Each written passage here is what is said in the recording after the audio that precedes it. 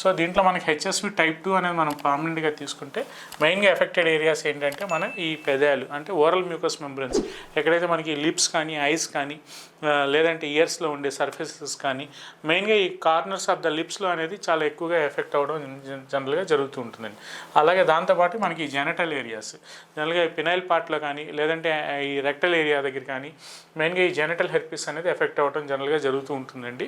So జనరల్గా ఇక్కడ మనకి వాటర్ బ్లిస్టర్స్ లాగా నీటి నంజు పొక్కుల్లాగా చిన్న చిన్న పొక్కుల్లాగా ఈ గ్లాన్స్ పెనిస్ అంటే పెనిస్ యొక్క ముందు భాగాన ఫోర్ స్కిన్ ఏరియాలో పర్ప్యూస్ దగ్గర ఈ వాటర్ బ్లిస్టర్స్ లాగా రావడం అనేది జనరల్గా చెప్తూ ఉంటామండి. సో దీన్ని మనం జెనటల్ హెర్పిస్గా మనం చెప్తూ ఉంటాం. అలాగే కొంతమందికి ఇందాక నేను చెప్పినట్టు ఈ మూతి దగ్గర కానీ ఫేస్ దగ్గర కానీ కోల్డ్ సోర్స్ లాగా రావటం, ఒక group of bunch of blisters లాగా రావటం, అలాగే ఈ ముక్కు దగ్గర కూడా కొంతమందికి వస్తూ ఉంటుంది, దాన్ని మనం నెసల్ హెర్పిస్ అని చెప్తూ ఉంటాం. అలాగే జెనటల్స్ దగ్గర ఎఫెక్ట్ అయితే ఇందాక నేను చెప్పినట్టు జెనటల్ హెర్పిస్ అని చెప్తూ ఉంటాం.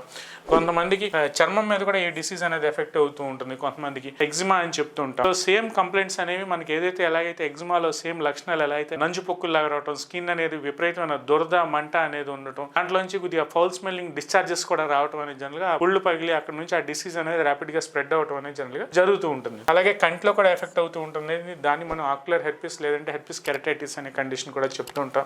నెగ్లెక్ట్ చేసినప్పుడు జనరల్గా కొంతమందికి అంటే కండిషన్స్ చాలా తక్కువ ఉంటాయి, కొంతమందికి బ్రెయిన్ లో కూడా ఈ డిసీజ్ ఎఫెక్ట్ అయినప్పుడు సో దాన్ని మనం హెర్పిస్ సింప్లెక్స్ ఎన్కెఫలైటిస్ అని కూడా చెప్తూ ఉంటాం. సో మనకి బేసిక్ గా రెగ్యులర్ గా మనకి వచ్చే పేషెంట్స్ ఎవరంటే ఈ జనరల్గా ఓరల్ మ్యూకస్ మెంబ్రెన్స్ దగ్గర కానీ లేదంటే ఈ జెనిటల్స్ దగ్గరికి ఎఫెక్ట్ అయిన వాళ్ళు కానీ లేదంటే మూతి దగ్గర కానీ ఫేస్ దగ్గర కానీ కోల్డ్ సోర్స్ ఈ నాసిల్ హెర్పిస్ లో వచ్చే ఇండివిజువల్స్ అనేది ఎక్కువగా కనిపిస్తూ ఉంటారు. ఇతర భాగాలు తీసుకుంటే మనకి ఊపిరితిత్తులు కానీ ఈసోఫాగస్ కానీ ఈ లివర్ కాలేయం దగ్గర కానీ ఈ డిసీజ్ అనేది ఎక్కువగా ఎఫెక్ట్ అవ్వడం అనేది జనరల్గా జరుగుతూ ఉంటుంది. డిసీజ్ అనేది ఏదైనా ఒక వైరల్ ఇన్ఫెక్షన్ అనేది మనకు ఒకసారి ఎఫెక్ట్ అయిన తర్వాత వీళ్ళల్లో కొద్దిగా ఫీవర్ రావటం, ఫీవర్తో పాటు హెడ్ఏక్ అది రావటం, ఈ నంజు పొక్కులు అవి రావటం, ఆ బాడీ యొక్క ఇమ్యూనిటీ బట్టి వాళ్ళకు ఉండే కోమార్బిడిటీస్ బట్టి డిసీజ్ అనేది ఆధారపడి ఉంటుంది. సో చాలా వరకు చాలామంది హెచ్ఎస్వి టైప్ 2తో బాధపడుతున్న వాళ్ళు ఏంటంటే వాళ్ళకు ఉండే ఐజీఎం వాల్యూస్ బట్టి డిసీజ్ యొక్క కోలమానం అంటే మనం మెజర్ చేయడం అనేది జనరల్గా జరుగుతూ ఉంటుంది.